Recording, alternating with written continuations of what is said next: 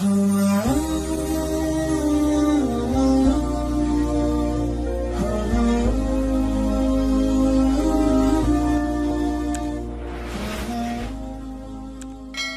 ini sifatnya di dalam Quran disebut sebagai sifat hamba yang sangat dicintai Allah.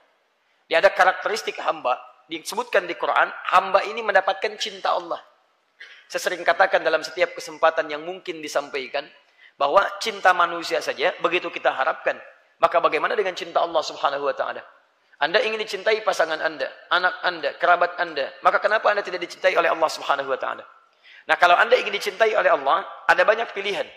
Salah satunya ada di Quran surah kedua Al-Baqarah di ujung ayat yang ketiga. Perhatikan kalimat cinta di ayat ini. Innallaha yuhibbut tawwabin wa yuhibbul mutatahhirin. Ya, sungguh Allah itu mencintai orang yang senantiasa mau tobat. Tobat, tobat, tobat. Mata saya pernah salah, saya tobat. Telinga saya pernah keliru dengar, saya tobat. Lisan saya pernah salah, saya tobat. Terus Anda terfikir untuk hijrah dari yang kurang baik pada yang baik. Ingat pesan saya ya. Ketika Anda terbersit ingin berubah jadi lebih baik, di situ Anda mendapatkan anugerah tertinggi yang tak ternilai. Anda sedang dicintai oleh Allah Subhanahu wa taala. Karena itu tolong jangan gadaikan cinta Allah dengan dunia. Itu nggak ada tandingannya. Kalau Anda kemudian akan berubah jadi baik dan harus berhadapan dengan meninggalkan dunia Anda, demi Allah kalau saya boleh sarankan, pilih cinta Allah. Ketika Anda dicintai oleh Allah, maka semua akan mengikuti dalam kehidupan Anda. Siapa yang punya dunia? Allah. Siapa yang punya materi? Allah. Siapa yang punya kesembuhan? Allah. Siapa yang punya obatnya? Allah. Siapa yang punya semesta? Allah. Jadi ketika Anda ikuti hukum Allah, Anda mendapatkan cintanya, maka semua yang terkait dengan dunia, Anda akan mendapatinya. Tapi kalau Anda pilih dunia, maka dunia jadi besar di hadapan Anda, cinta Allah akan jauh dari Anda. Demi Allah saya katakan. Saya beri rumus cepatnya, ini rahasia kedua yang saya sampaikan di antara kita saja. Lihat baik-baik. Orang tobat, ciri pertamanya istighfar. Istighfar itu permohonan ampunan dari dosa. Ya, jadi begitu dia beristighfar, itu menandakan dia mau tobat di hadapan Allah. Astagfirullah, astagfirullah. Nah, orang istighfar itu, dia berpeluang mendapatkan cinta Allah. Ketika dicintai oleh Allah, perhatikan baik-baik. Rahasia pertamanya ketika cinta Allah turun, dosa diampuni dulu. Quran surah ketiga, ayat 31. Paling kiri sebelah atas. Saya langsung ke ujungnya. Yuhbibkumullah wa yaghfir lakum dzunubakum. Kalau cinta Allah sudah diberikan pada Anda, maka yang pertama dosa Anda diampuni dulu. Habis semua. Habis. Ciri diampuni dosa, sederhana, gampang. Paling gampang adalah, lihat akibatnya. Anda sudah tidak senang dengan dosa itu lagi, dan berganti dari buruk jadi baik. Misal, Anda sering marah-marah tidak jelas. Anda bertobat, tiba-tiba Anda jadi penyabar. Maka penyabar itu ciri diterimanya tobat Anda. Dosa Anda digugurkan, sabar Anda muncul. Anda sering kumpul pada yang tidak jelas, pindah kepada yang jelas-jelas untuk akhirat Anda bisa. Ikut ta'lim, diskusi yang baik-baik, bekerja pada yang halal lebih baik lagi. Maka demi Allah saya katakan, fokus baik-baik. Saat Anda kemudian berubah jadi lebih baik dari ujung kepala sampai ujung kaki, itu tandanya tobat Anda diterima oleh Allah Subhanahu wa taala. Dan dosa Anda sudah digugurkan. Jadi kalau sudah digugurkan, Anda jangan diulangi lagi. Hati-hati betul.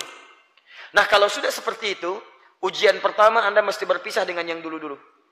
Nanti setelah dekat dengan Allah, maka Allah akan turunkan rahmat lebih luas daripada sebelumnya. Inilah yang menyebabkan Nabi Nuh alaihissalam, bukan di surah Nuh, dari ayat 10 sampai ayat 13-nya, sering meminta umatnya untuk istighfar. Tobat, tobat, tobat. Ketika tobat, lihat ayatnya. Faqultu astaghfiru rabbakum innahu kana ghaffara. Aku sering katakan pada umatku, cepat istighfar, tobat, tobat, tobat. Karena Allah itu pasti akan menjemput orang tobat. Jadi kalau seseorang kembali kepada Allah, itu ditunggu itu. Bahkan hadis kutsinya jelas, hadis kutsinya. Kamu datang merangkak, aku datang dengan berjalan. Kamu berjalan, aku datang dengan berlari. Jangan dibayangkan keadaannya. Maksud ini kalimat mubalaghah untuk menunjukkan cepat. Dia Allah itu paling cepat merespon orang tobat. Cepat, lebih daripada apa yang Anda bayangkan. Yang paling menarik, teruskan ayatnya. Faqultu astaghfiru rabbakum innahu kana ghaffara. Yursilis samaa'a 'alaikum midrara. Kalau sudah tobat diampuni, diterima, dosa diampuni, maka Allah akan mencurahkan rahmatnya dari langit kepada Anda. Wa yumdidkum bi amwalin. Kalau rahmat turun dari langit, maka harta Anda akan diluaskan oleh Allah Subhanahu wa taala. Kalau yang menyampaikan adi hidayat, Anda boleh ragu, tinggalkan. Tapi kalau yang menyampaikan Allah, maka hukum berlaku. La raiba fi. Dzalikal kitabu la raiba fi. Jangan pernah Anda ragukan janji Allah Subhanahu wa taala. Quran surah 3 ayat 9. Innallaha la yukhliful mi'ad. Allah enggak mungkin, mustahil mengingkari janjinya. Allah yang janji pada kita. Kata Allah, kamu tobat, saya curahkan rahmat dari langit. Begitu rahmat turun, rahmat kan 3 bentuknya. Pertama, solusi dari masalah. Ya, Quran surah kedua Al-Baqarah ayat 155 sampai 157. Masalahnya di 155, sabarnya 156, rahmatnya 157. Paling kiri sebelah atas. Ulaika alaihim salawatun min rabbihim wa rahmah. Ada hamba Allah yang ketika mendapatkan ujian, masalah dalam hidup, diberikan rahmat oleh Allah. Ketika rahmat turun, wa ulaika humul muhtadun. Mereka mendapatkan solusi dari masalahnya. Selesai urusannya.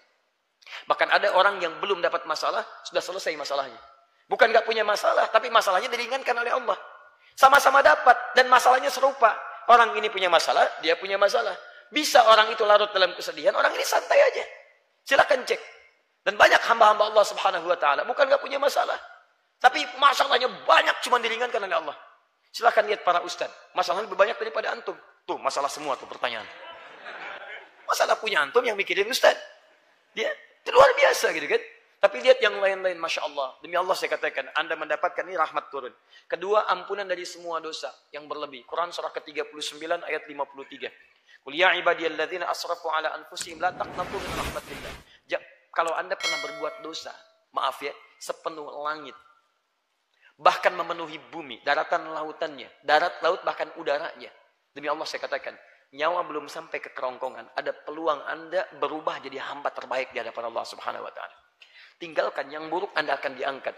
Bukankah Anda sering mendengar ada orang ahli surga di lisan Nabi dijamin tanpa hisab? Coba cek latar belakang mereka. Bukankah mereka pernah berbuat salah? Teman-teman, tidak ada yang sempurna. Hei Anda yang pernah mabuk, dulu sahabat Nabi ada yang pernah mabuk, namanya Umar. 5 kali dalam sehari. Anda nggak seperti itu. Dan jangan pernah bersaing, Anda kalah. Demi Allah saya katakan, tapi dia bisa memilih untuk meninggalkan masa lalunya, membuka lembaran barunya. Ketika dibuka dia masuk Islam dan baik keislamannya, hasuna islamu. Perhatikan bagaimana Allah mengangkat derajatnya. Demi Allah saya katakan, dosanya diampuni oleh Allah. Dijadikan jadi sahabat terbaik. Meninggalnya dikubur di samping Nabi. Pernah jadi khalifah, jabatan tertinggi. Dan surganya kata Nabi, masuk surga tanpa hisab. Kurang apa lagi? Luar biasa. Pernah ada pembunuh 100 orang. Bunuh 100 orang. Bertobat dia cuma datang ke majelis ilmu. Di tengah jalan tobat. Begitu tobat meninggal dunia. Masya Allah. Turun langsung kalimat dakhalal jannah. Langkahnya menggugurkan dosanya ketika bertobat. Setiap depaknya dihitung sebagai pahala. Ketika dosanya gugur. Pahalanya muncul. Apa yang terjadi? Dakhalal jannah. Masuk surga. Padahal pernah bunuh 100 orang. Siapa yang pernah bunuh 1 orang aja di sini? Boleh angkat tangan. Betul. Saya minta polisi langsung ambil. Ya. Supaya dikoreksi keadaan dirinya. Dengan pesantren sebentar gitu kan. Tapi teman-teman sekalian, alhamdulillah. Jadi 3, rahmat itu bisa berarti curahan. Dunia dan akhirat. Dunia dan akhirat. Itu dunia disebut Rahman, akhirat disebut dengan Rahim. Jadi kalau Anda mendekat kepada Allah, dunia diturunkan. Wa yumdidkum bi amwalin. Kami nanti panjangkan, luaskan hartanya. Wa banin, bahkan keturunan kami datangkan. Ini mohon izin ya. Anda bisa perbanyak istighfar pada Allah. Hei teman-teman yang mendambakan keturunan, mendambakan pekerjaan yang baik.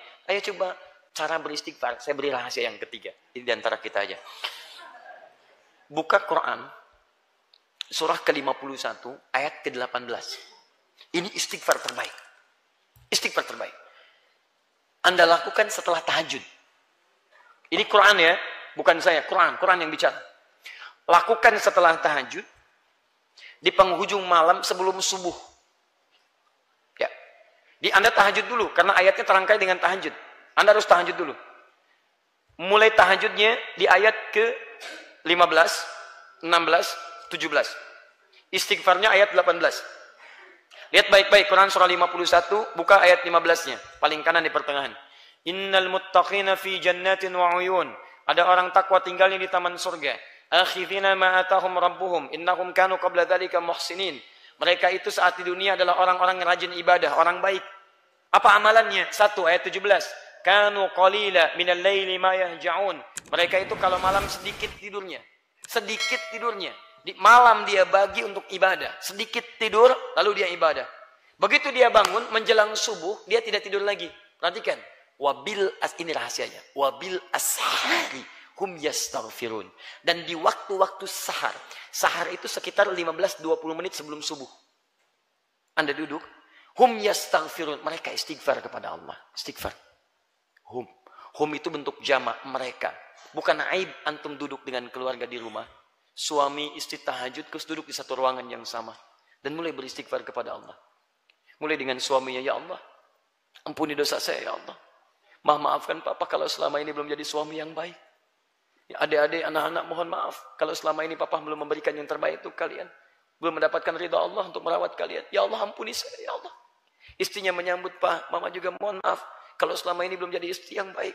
Sering kadang-kadang melanggar ketentuan. Tidak baik membicarakan pada yang buruk. Anak-anak mohon maafkan mama. Kalau malam ini jadi malam terakhir dan kita tidak berjumpa, mohon semoga Allah ampuni dosa mama. Astagfirullah. Anaknya berkata sampai si bungsu berkata, Pak, maafkan anda. Sampai hari ini masih sibuk dengan dunia. Belum mampu menghafal Quran. Belum bisa memberikan mahkota. Kemudian mereka semua beristighfar pada Allah. Ya Allah ampuni dosa kami ya Allah. Astagfirullahaladzim. Astagfirullahaladzim. Demi Allah saya katakan, rahmat Allah akan diturunkan di keluarga itu. Akan diturunkan di situ. Begitu turun, wa yumdidkum bi amwalin wa banina. Setelah itu, Masya Allah, turun, hadir kenikmatan dalam hidup anda. Minimal, rumah tangga anda akan tenang, teman-teman. Itu kan dari Quran. Apa pernah enggak? Saya tanya pada anda. Pernah enggak mengerjakan sekali aja? Kalau anda ingin merasakan nikmatnya, malam ini anda bangun tahajud, sebelum subuh anda lakukan apa yang tadi saya sampaikan. Demi Allah saya katakan, akan ada ketenangan luar biasa dalam rumah tangga anda. Bedakan rasanya, rasakan bedanya, dan pasti akan terasa bedanya. Akan lain keadaan kita. Silakan cek. Ya. Ajak suami, Bu. Ya. Walaupun belum paham, pelan-pelan bangun. Ya. Mulai dari ibu. Kalau suami kan pemimpin. Pemimpin tidak menerima saran, menerima masukan. Ya. Ibu masukkan, hadirkan kebaikan. Pak, mohon maafkan Mama. Mama banyak salahnya. Emang. Bisa gitu ya. Tapi gak apa-apa. Gak apa-apa. Awal-awal begitu. Nanti lama-lama ikutnya. Nah, sekarang. Baik. Saya tidak mau terlampau berlebihan, kita kembalikan ke sini. Jadi bagaimana sekarang menyempurnakan wudhu itu untuk sholat. Yang kedua, teman-teman, Anda ketika melakukan perbuatan seperti itu dicintai oleh Allah, diampuni dosa. Selain tobat apa? Selain tobat menjaga wudhu.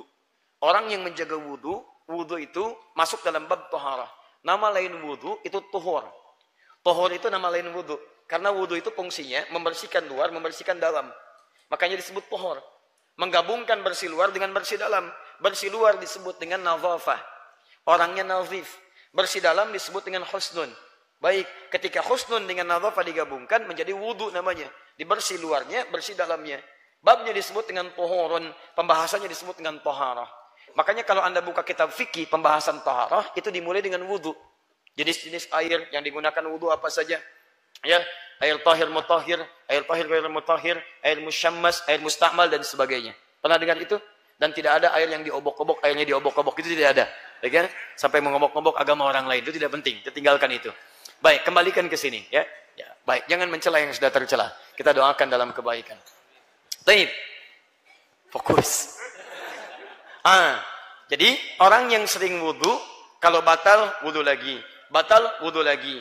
Itu orang yang disebut dengan mutatahhir. Apa namanya? Mutatahhir. Kalau banyak, tambah in di ujungnya atau un. Jadi mutatahhirin atau mutatahhirun. Mutatahhir. Mutatahhir. Ya. Kalau jamak, tambah in atau un. Jadi mutatahhirin atau mutatahhirun. Nah ini orang kedua yang dicintai Allah Subhanahu wa ta'ala. Golongan kedua. Lihat ayatnya. Innallaha yuhibbut tawwabina wa yuhibbul mutatahhirin. Dan hebatnya, setiap selesai wudu, Anda menggabungkan dua sifat itu. Silakan cek doa Anda setelah wudu. Asyhadu an la ilaha wa asyhadu anna Muhammadan. Allahumma ja'alni minat waj'alni minal. Cek. Anda minta cinta Allah. Kata Anda, ya Allah saya mau tobat, saya mau tobat. Makanya setelah Anda wudu, jangan mengerjakan lagi yang maksiat. Cek tayangan kami tadi siang dari Kelapa Gading. Kami terangkan apa makna wudu dengan konsep mutatahhir. Yang kedua, Anda minta pada Allah supaya dijaga wudunya dalam kebaikan. Makanya kalau Anda mengatakan mutatahhir, itu artinya Anda tidak harus berwudu ketika akan sholat saja. Batal wudu, kemudian wudu lagi.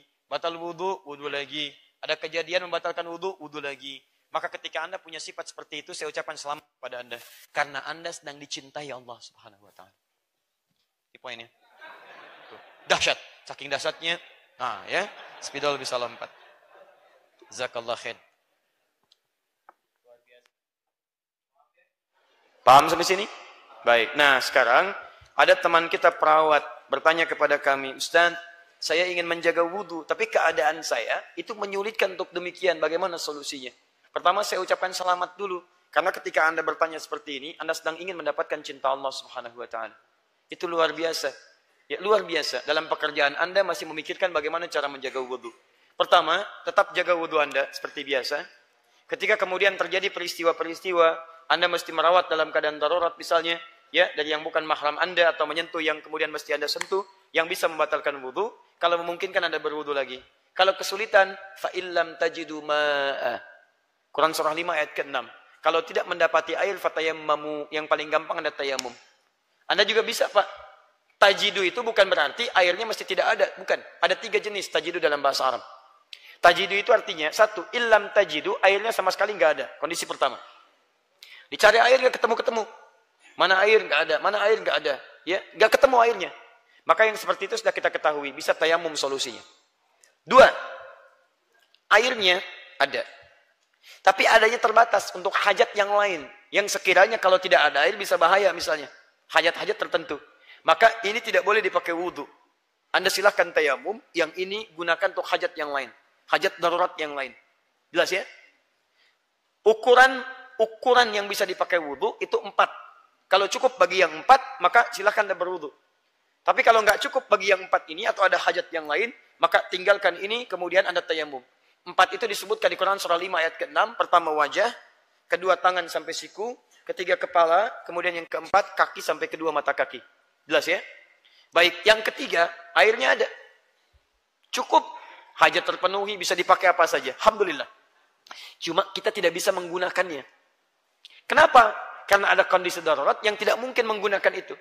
Apa diantaranya? Misal, saya sakit. Sakitnya tidak mungkin bagi saya menggunakan air.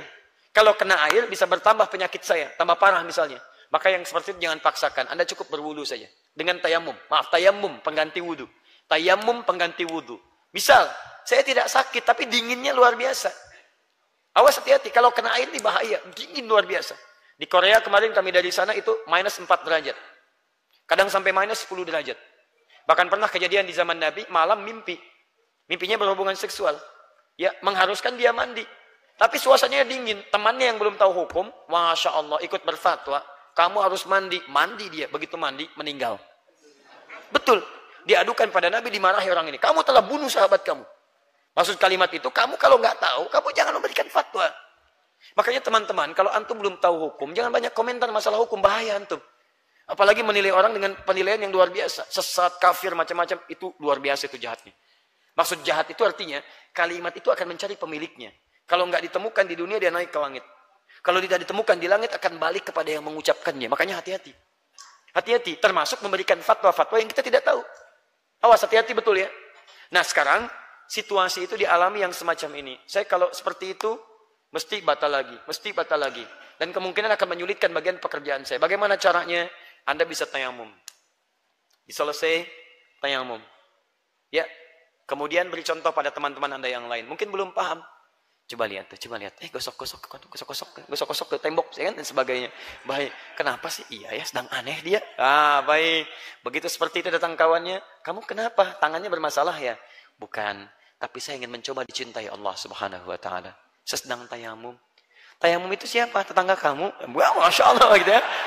Itu berarti dia belum tahu tentang agama kita, belum tahu. Ya, saya pernah praktekkan di rumah sakit. Ya, waktu saya sedang sakit luar biasa.